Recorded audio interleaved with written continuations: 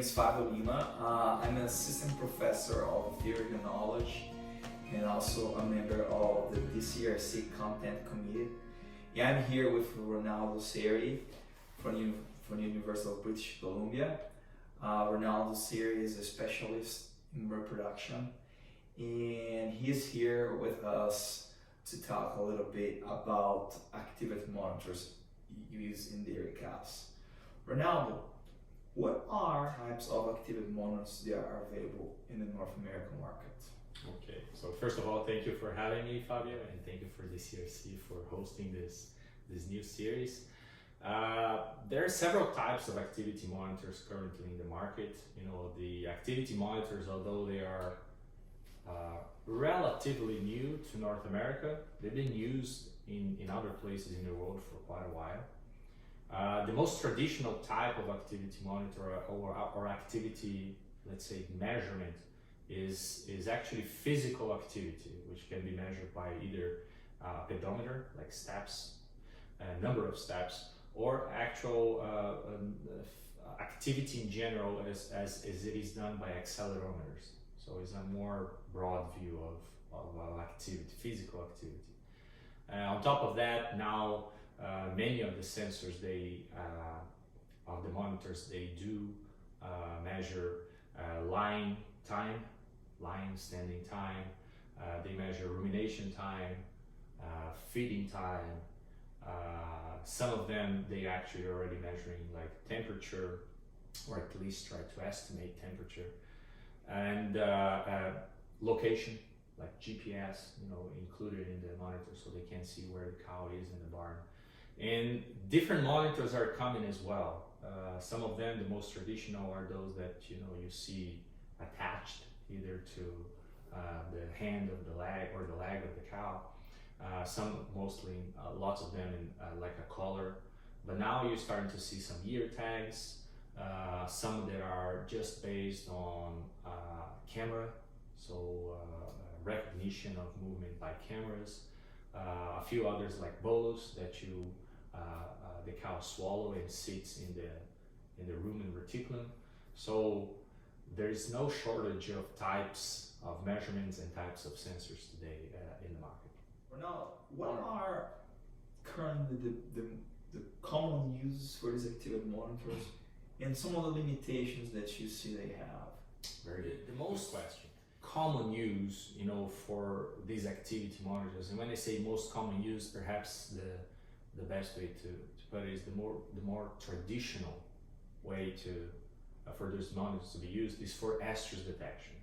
That has always been the major use and perhaps the most validated use, for these monitors. So as you see, cows becomes restless, you have a bump in activity, in physical activity, and you have an alert.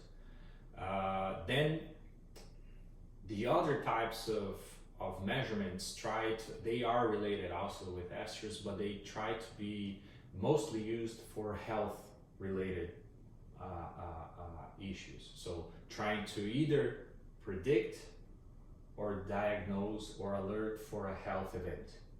Okay, so these are the most common uses for it. The limitations today, which is obviously some of the limitations comes because the evolution of the sensors are very fast.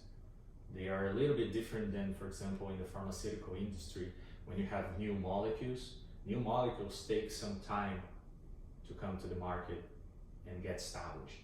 Some of these sensors, the same way that works with the technology industry, these sensors, they change much faster.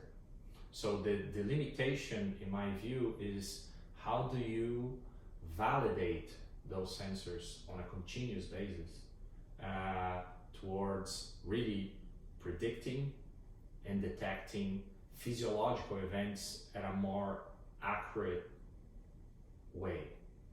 So I would say today the limitation is that I think perhaps a bit more research into some of the calculations and the accuracy of the sensors for certain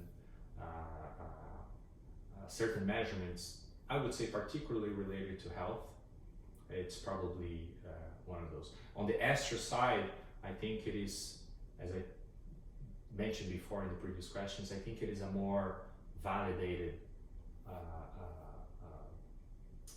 measurement, but it still have also the limitation of, you know, cows need to show esters in order to be detected.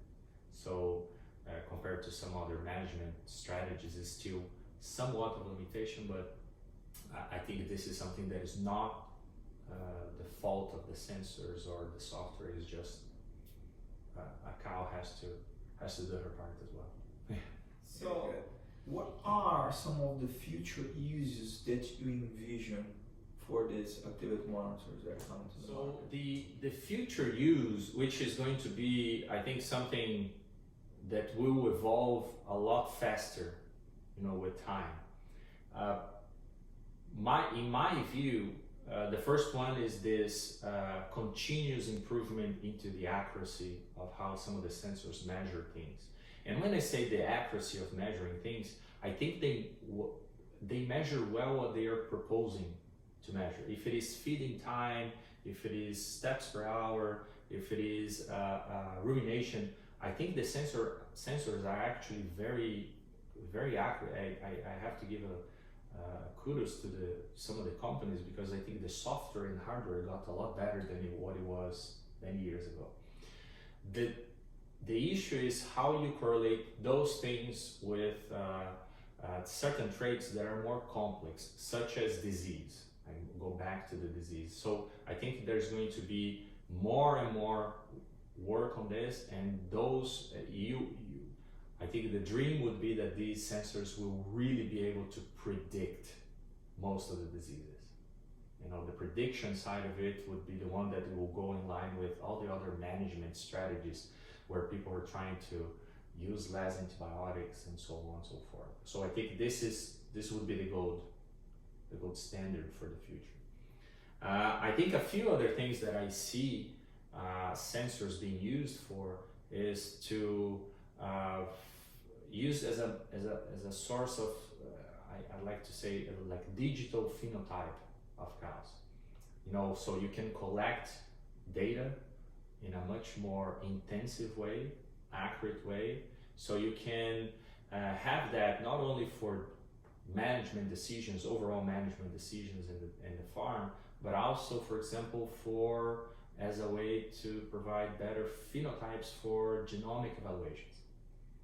So I see those monitors being used for a whole lot more than what they are today. And I'm sure, you know, a lot of investment have been done into this industry, and I think these would be the two most important uses in the future that I envision.